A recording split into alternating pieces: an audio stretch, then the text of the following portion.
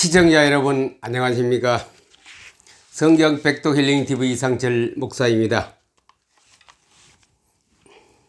요즘같이 좋은 가을 날씨를 보고 기분 나빠할 사람 별로 많지 않을 겁니다. 특별한 사람 빼고는 다들 기분이 업되어져서 마음이 들뜹니다.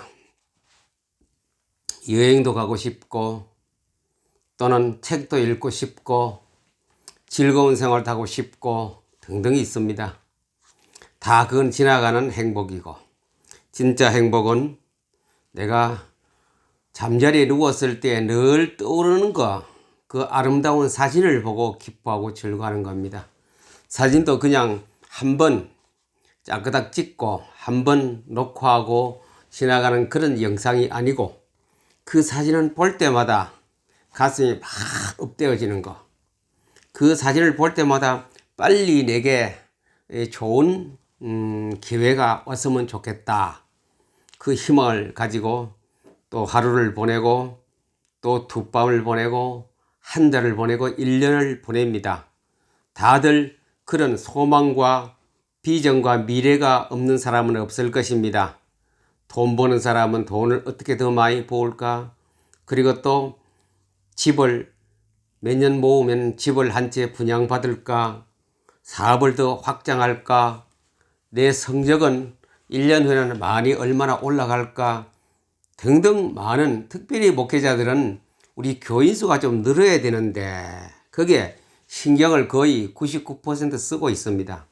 교인 수가 늘어야 교회의 재정도 늘어나고, 그리고 목사님은 또 어깨에 힘도 좀 들어가고, 어디 가서도 말빨이 서지요. 등등 이런 우리는 미래의 희망을 오늘 또 걸고 내일 또 기다리고 그래 살아가고 있습니다.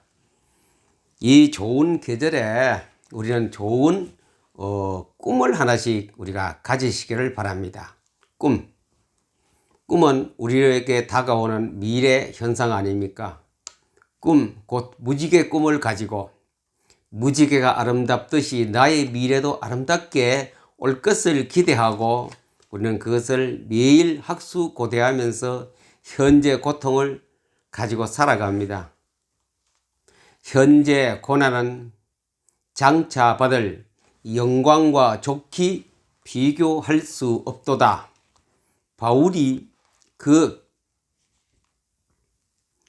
비전을 가지고 살았습니다. 또 순교당한 우리 주기철 목사님도 그 성경 구절을 가슴속에 착 새기고, 현재 고난을 내가 싫다 하면은 미래의 우리 주님 앞에 그 영광을 어떻게 내가 받을 수 있겠느냐 하면서 그의 주기철 목사님의 신앙 고백이었습니다. 바울은 디모데에게 말하고 또 여러 교회에 설교를 할 때에, 편지를 보낼 때에 고난과 함께 복음을 받으라 그래요. 고난과 함께. 그래, 복음하고 고난은 같이 가는 겁니다.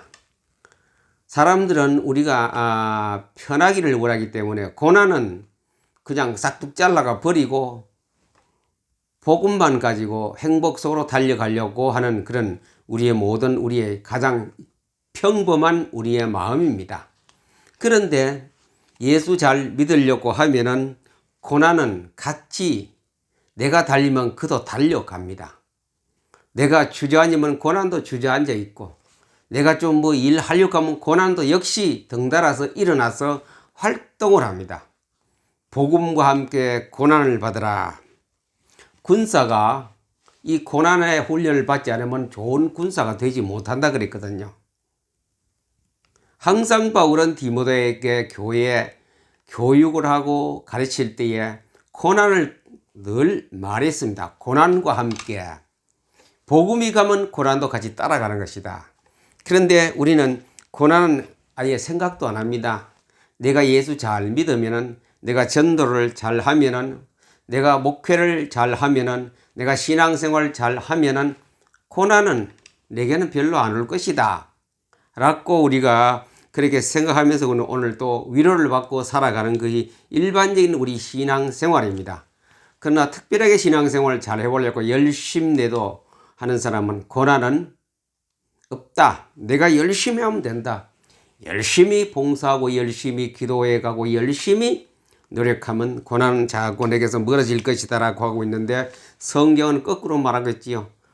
네가 열심히 하기 때문에 고난 따라온다라고 그랬습니다. 현재 고난은 장차 다가올 영광과 좋게 비교할 수 없도다. 공감 안 됩니까? 공감되시는 분은 평안해집니다. 현재 고난은 이거 아무것도 아니다. 내가 받을 앞으로 주님 나라에 갔을 때 그 영광 속에 들어갈 것 생각하면 이 고난은 잠시 잠깐 지나가는 것이다. 참을 수 있는 거지요.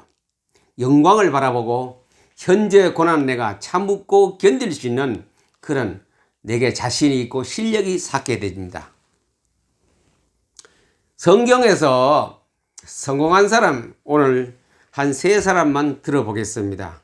그 사람들은 어떻게 해서 신앙생활을 잘했나, 또 반면 욕도 엄청나게 얻어먹은 사람들입니다. 이 사람들은 욕도 많이 먹고 고난도 많이 겪었는데 가장 또 위대한 인물로 가장 위대한 신앙생활을 했다라고 우리는 그 성공한 쪽만 바라보면 그렇게 보이고, 반대쪽을 바라보면 이 사람만큼 고난 속에 사는 사람이 또 있겠는가 등등, 우리가 이런 것을 우리가 견지어서 여러모로 살펴보면서 살아야 안 되겠습니까? 그럼 뭐 이상열 목사는 고난 받으라는 말인가? 그건 아니고, 기왕이면 고난이 없으면 좋겠습니다만, 그러나 성경은 그렇지 않다는 걸 말씀드렸습니다. 성경은 고난이 있다라고 말합니다. 고난을 어떻게 받아들이냐, 그 고난을 어떻게 내가 수용하면서 이 땅을 사는 것인가, 고난을 어떻게 내가 가지고 목회를 할 것인가, 내 고난 속에서 내가 집사의 직분을, 장로의 직분을, 선생님의 직분을 감당하면서 살아갈 것인가, 거기에 대한 우리의 어떤 방법이랄까, 어떤 나의 실력을 길러야 안 되겠습니까? 그 방법과 실력을 기르는 데 있어서는 뭔가 내 것이 있어야 내 것이 있으면 돼요. 1년 후에 내 통장에 10억 원이 들어온다고 확신 딱 되어졌을 때에 오늘의 아픔은 별로 그렇게 아프지 않아요. 1년 후면 내 통장에 10억이 들어오는데, 오늘 내가 가난하게 살아도, 내가 배가 고파도, 내가 굶주려도 1년 후면 내 농협 통장에 10억 원이 착 들어오게 되어 있는데, 그 꿈을 가지고 자신만 있게 아주 풍족하게, 가슴이 아주 부하게 그 사람은 살아갑니다. 1년 후에도 뭐 이러면 그 사람 현재를 굉장히 슬프게 자신 없게 살아가게 되지요. 우리는 고난이 딛고 일어설 수 있는, 고난을 밟고 그 속에서 성공을 딱 바라보면서 살아가는 그런 승리의, 성공의 신앙생활 되기를 바랍니다. 오늘 성경 속에 3사람만 들어서 말씀드립니다. 요셉이 아닙니까? 요셉 고난 많았습니다. 어쩌면 형제 11사람에게, 엄격히 말하면 12사람 되겠죠. 12사람에게 10사람에게 어떻게 그런 고통을 당했습니까? 물론 배다른 형제가 대부분이죠. 어쩌면 그렇게 거의 뭐 11째기다 막내나 마찬가지인데, 어린 나이에 장성한 형들이 어떻게 어쩌면 그렇게 한 집에 살면서 고통을 줄 수 있는 것인가? 요셉의 고통은 뭐 보통 아니지요. 고향을, 아버지를 곁을 떠나고, 엄마는 일찍 죽었고, 그것도 이웃 동네로 가는 것이 아니고 2억 만리 애굽에까지, 그것도 가서 좋은 자리에 가는 거다. 종 시키는 대로 늘 두들겨 맞고 애쓰고 잠자리도 변변치 않은 그곳에 종으로 팔려가는 거래. 아무도 자기를 알아주는 사람 없는 2억 만리 애굽 땅에까지 갔어요. 가는 동안에 어느 땅인지도 몰랐지요. 뭐 내가 왜 어디로 가는지도 모르고 인생을 완전히 포기해야 되는 그런 땅으로 갔습니다. 요셉은. 그 어떤 장관 집에 가서 머슴살이 종살이 합니다. 그래도 좋은 집에 갔지요. 좋은 집에 장관 집에 가서 보디발이라는 장관 집에 가서 거기서 요셉이 뭐를 그러면 가지고 그 속에서 10몇 년 동안 감옥에 들어가 있으면서 그렇게 살았을 것인가. 적어도 아마 12, 13년은 감옥 생활, 그다음에 종 생활 했을 겁니다. 33살에 그가 총리로 나올 때까지 17살 때에 이렇게 형들이 팔아서 대상에 팔려가서 애굽 땅에까지 갔지요. 그리고 그 따지면 적어도 14, 15년 동안 13년 이상을 그런 고생 속에 살았을까. 그들이 애굽의 정치범들이 숨겨둔 그 감옥은 보통이 아니겠지요. 얼마나 험악하고 죽어서 나올 수 있는 그런 곳이기도 합니다. 그보다 더 고통이 있겠습니까? 살아있으면서도 엄청난 고통, 그 어린 나이에 20살 남짓 되는 그런 나이에 20살 이하의 그 나이에 들어가서 그리운 고향 산천 아버지가 보고 싶고 베냐민 동생이 보고 싶고 얼마나 그리웠겠습니까? 아버지는 요셉을 굉장히 사랑했습니다. 요셉을 굉장히 아끼고 사랑했는데 그 아버지의 정이 날마다 요셉을 괴롭혔을 것입니다. 그러나 요셉은 그 속에서 총리로 올라가기까지 그 고난을 딛고 일어서는 발판을 삼는 그 요셉에게 뭔가 있었어요. 그래 요셉은 성공한 케이스입니다. 애굽 땅에 가서. 얼마나 성공했습니까? 자기 아버지로부터 형제들과 그 조카들까지 얼마나 70명 넘는 그 인원을 전부 다 먹여 살리는 어마어마한 성공을 했습니다. 엄청난 큰 일을 한 그 끝에서 둘째 요셉 아닙니까? 요셉 속에 뭐가 있었습니까? 우리가 지금 공부하고 있는 마인드맵이 있어요. 마인드맵. 사진이 딱 요셉 속에 있어. 사진이. 마인드맵은 사진 아닙니까? 말로 된 것, 어떤 사건 전개되고 펼쳐 이걸 한 장의 사진으로 딱 그려내는 거 마인드맵. 마음의 그림. 내 속에 입력된 그림이 마인드맵이거든요. 독서를 하시다가 마인드맵을 그려보면 그 독서가 책은 대강 대충 훑어 읽어도 마인드맵을 딱 그려보면 확실해집니다.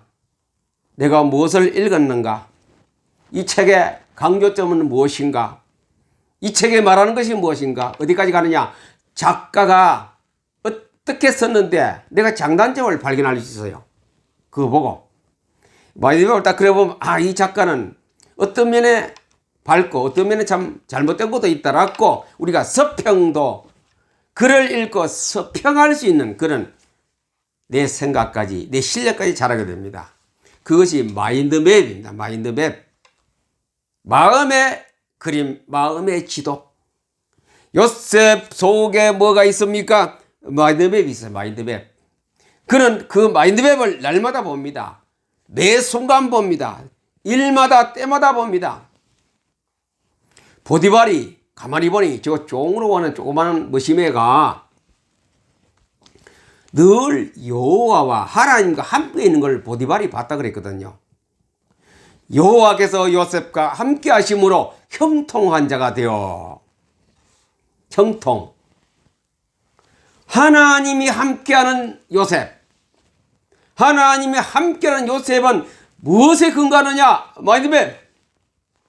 무슨 마인드맵이냐? 창세기 37장에 나오지요. 우리가 밭에서 곡식단을 묶더니 내 단은 일어서고 당신네들은 단은 내 단을 둘러서서 절하더이다. 요셉이 요쪽 꼬맹이가 17살 된 꼬맹이가 막 형들 앞에 까부르니라요. 밭에서 밀을 베어서 단을 묶어놨는데 내 밀단 있고 형님들의 밀단도 있더라이지요.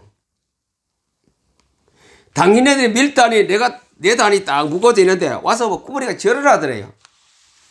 형님들이 볼 때 저 꼬맹이 저 조그마한 새끼가 기도 안 찬 말을 하고 있네. 그냥 막 꿀밤한테 줘버릴까. 형님들 속에 부글부글 했죠. 저것이 뭐냐. 우리는 밖에 나가서 양치고 이렇게 땀 흘리고 왔는데 너는 집안에 붙으면서 그런 거 허황된 소리 하고 있느냐. 형님들이 그때부터 이를 가리기 시작했습니다. 저놈 두고 보자. 조금 이따 한다는 소리가 또 해요. 37장 9절에 보니 창세기 37장 9절에 보니 내가 또 꿈을 꾼적 해와 달과 11별이 내게 절하더이다.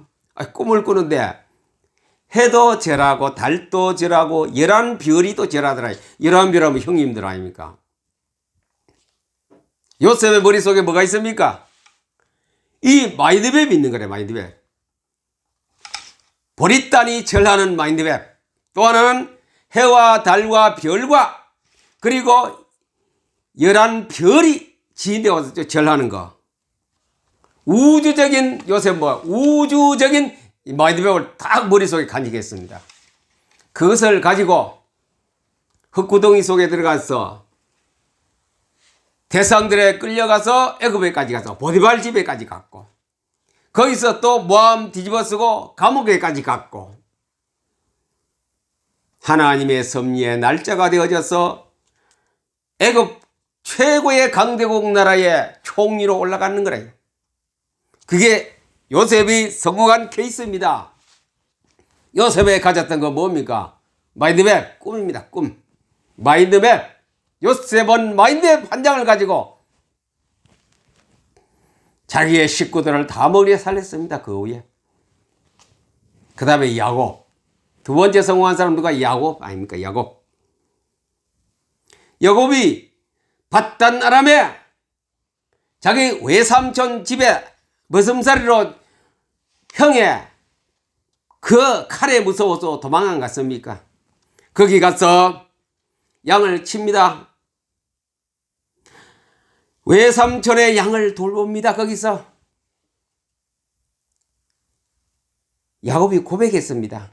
내가 밤에 잠도 자지 않고 그 양 어디 이리가 와서 산 짐승이 와서 물어가가 싶어 노심초사로 내가 잠도 제대로 자지 않고 지켰습니다라고 말했습니다. 외삼촌이 그 품값을 좀 적게 주려고 할 때 야곱이 그렇게 말해요. 나는 밤에도 잠을 자지 않고 그 양들을 지켰습니다.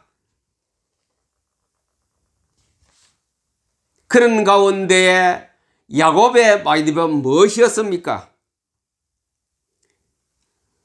그 야곱은 나무가지, 신풍나무, 버드나무, 살구나무 가지를 꺾어가 껍질을 벗겨 얼룩얼룩하게 만들었어요. 칼로 벗겨가 그것을 양들이 왔을 때에 물 먹을 때 그걸 앞에 딱 세워놨어요. 양들이 그 나무가지 무언 것이 쳐다보고 물을 먹는 거라요. 거기도 약한 양이 오면 치워버리고 실한 양이 튼튼한 양이 오면 그걸 딱 갖다 세워놨어요. 양들이 그것을 보고 물을 먹고 돌아갑니다. 그 다음에 야곱 속에 또 무슨 마인드맵을 그렸느냐. 이제 새끼 뵐 때 보니 아롱진 것, 점 있는 것, 얼룩무늬 있는 것 그걸 또 봤거든요. 그 그림을. 아롱지고 점 있고 얼룩한 그 그림을 마인드맵을 딱 머리 가지고 있어요. 야곱은. 그래 우리 외삼촌이 아무리 품값을 쇠경을 내게 안 주려고 요리 빼고 조리 빼고 해도 나는 마인드맵을 가지고 있다. 마인드맵. 내 머릿속에 내 생각의 그림이 있고 생각의 사진이 있는 거라. 이건 아무도 못 가져가는 거야. 나의 비전, 나의 미래, 나의 확실한 내 것이다. 그 설계도가 그 청사진이 야곱 속에, 청사진이 요셉 머릿속에 항상 그거 생각하는 거라요. 오늘도 들판에 가서 양을 돌보고 꼴을 먹이고 거기 앉아서 하나님과 대화하면서 그 생각을 하고 있고 요셉은 감옥 속에서 그 생각을 하고 있고 모세 속에 그럼 무슨 마인드맵이 있었겠는가? 모세 속에 머릿속에 마인드맵을 하나씩 사진을 다 한 장씩 유명한 사진을 가지고 있었어요. 모세는 머릿속에다가 출애굽기 3장 8절에 보니 내가 내려가서 그들을 애굽의 손에서 건져내고 그들을 그 땅에서 인도하여 아름답고 광대한 땅 적과 꿀이 흐르는 땅으로 인도하리라. 처음에는 모세가 자기가 하는 줄 알았겠지요. 쥐가 가서 뭐 군대를 기르고 실력을 키우고 돈을 모으고 훈련을 시켜가 200석을 내가 데리고 우리 가나안 땅으로 가겠다라고 했겠죠. 그러나 하나님은 그렇게 하는 게 아니고 네 생각이 아니라 내 생각으로 해라. 내가 방금 말했잖냐. 내려가서 그들을 애굽 손에서 건져내고, 내가 내려가서 하나님이 직접 오셔서 애굽 손에서 건져내고 그들을 그 땅에서 인도하여 아름답고 젖과 꿀이 흐르는 광대한 땅으로 내가 인도하리라. 모세 네가 하는 것이 아니고 내가 한다. 하나님 내가 한다. 그 마인드맵, 하나님이 한다는 마인드맵을 모세 머릿속에 사진 한 장을 딱 박아놨습니다. 마인드맵대로 되었나요? 안 되었나요? 다 그대로 되었거든요. 요셉은 마인드맵 가지고 전부 다 아버지까지도 머리 숙이고 돌아왔습니다. 형들이 그 앞에 울면서 살려달라고 머리 숙였습니다. 그 청사진 마인드맵 한 장에 모든 것이 요셉의 마인드맵이 다 이루어졌습니다. 야고보의 마인드맵, 나중머니 새끼 낳는데 보이 얼룩얼룩하고 점박이가 있고 이런 양이 막 태어나는 거라. 그러니 외삼촌 아버님 얼마나 놀라겠습니까? 저놈이 까먹고 얼룩하고 점 있는 거 전부 짓거려야지. 아이고 우리 재산 다 뺏기네. 이 라반이 외삼촌이 얼마나 속으로 우라통이 터지겠습니까? 우라통. 속에 화가 막 반짝 올라가겠죠. 그런 거 요셉, 야곱은 마인드맵을 딱 가지고 그대로 되어 있습니다. 모세, 하나님이 애굽 땅까지 가나안까지 인도하신다. 애굽에서 건져내고 가나안까지 내가 젖과 꿀이 흐르는 땅으로 간다. 그대로 되었습니다. 모세의 마인드맵, 야고보의 마인드맵, 요셉의 마인드맵. 성공한 사람들은 다 마인드맵을 가지고 있는 마인드맵. 우리는 목회하는 생활이나 신앙하는 생활이나 학업 생활이나 모든 내 사업 생활에서 마인드맵을 항상 딱 가지고 있어야 돼요. 청사진 아닙니까? 청사진. 설계도 없이 어떤 공장을 운영하고 설계도 없이 건물을 지을 수 없지 않습니까? 마찬가지로 이 마인드맵을 딱 정하세요. 큰 것도 있고 작은 것도 있습니다. 우리는 한 달의 마인드맵도 있고 또는 1년까지 가는 것도 있고 오늘 매일의 마인드맵이 있습니다. 그 마인드맵을, 청사진을, 마음의 그림을, 마음의 사진을 머릿속에 항상 떠오르면 그게 떠오르면 딱딱 보여야 돼요. 마음의 눈으로 내 마인드맵은 무엇이다. 그걸 보아야 돼요. 보아야 돼요. 입학을 앞둔 우리 학생들은 내가 연세대학교 합격증 그 마인드맵을 그리세요. 고려대학교 학생을 이화여대 합격을 무슨 과에 뭐 이런 마인드맵을 그리고 지금 공부를 하는 거예요. 그때 마인드맵이 이루어질 것을 보고 감방에서도 그 마인드맵 가지고 묵상하고 들판에서도 그 마인드맵 가지고 묵상하고 저 피 흘리는 우리 유대민족, 히브리 민족들인 그 가운데서도 그것을 묵상하고 광야에서 묵상하고 마인드맵은 그걸 가지고 우리가 묵상하면 돼요. 묵상. 하나님 말씀을 마인드맵을 가지고 늘 우리 마음의 지도 사진을 가지고 묵상하는 겁니다. 나의 마인드맵이 무엇입니까? 나의 마인드맵이 무엇입니까? 그리세요.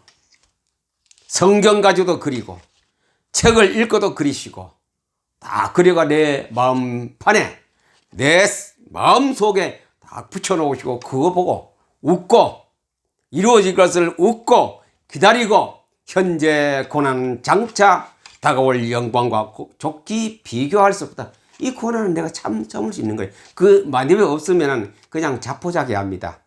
이렇게 해서나 저렇게 해서나 바람이 부는 대로 물결 치는 대로 살아갈 수밖에 없죠. 그러나 마인드맵이 확실한 사람은 어디 있든지 나는 그 마인드맵을 이룰 날이 내게 온다는 자신과 확신을 가지고 살게 됩니다. 그러기 위해서 우리는 성경도 마인드맵을 그려야 보고 책 읽고도 마인드맵 그려보고 나의 평생 계획도 마인드맵을 그려놓고 머릿속에 딱 저장했어요.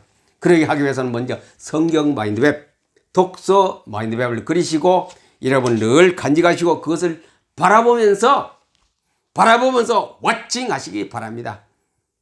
항상 하나님과 함께 하심으로 형통한 자가 되었더라. 그 마인드맵을 바라보는 시간에 항상 하나님 함께 하는 거거든요. 함께 할 때 요셉은 형통한 자가 되었더라.